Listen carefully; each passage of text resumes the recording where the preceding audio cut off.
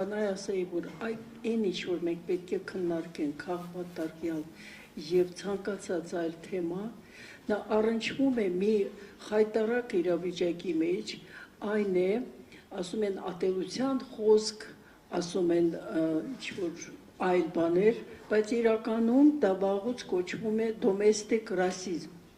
այսինքն ներքին ռասիզմ, եւ այսօր մենք իրոք պետք է հստակեցնենք, որ այդ ներքին ռասիզմի տարածումը եւ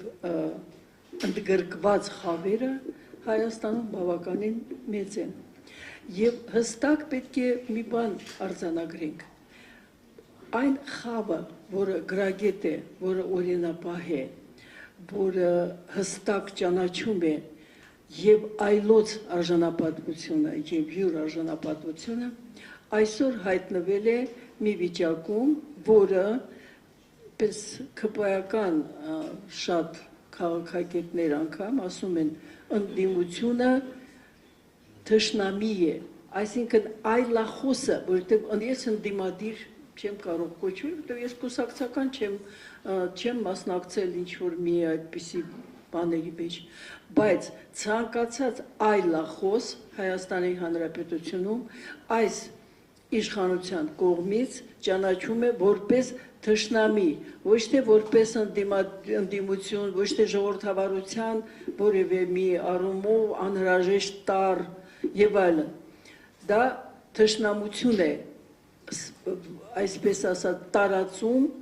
ոչ միայն հասարակության մեջ, ոչ միայն իշխանություն հասարակություն, այլև արդեն այդ գործը հասել է ընտանիքներին, բարեկամներին, ընկերներին, եւ մենք հստակ կանգնած ենք այսպես մի վիճակի մեջ, երբ որ մենք պարտավոր ենք ինչ որ ձևով միավորվել եւ նախ եւ առաջ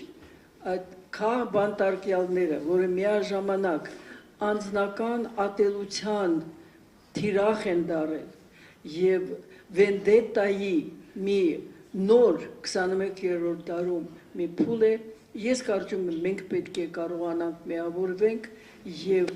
վերջ տանք այս իրավիճակին։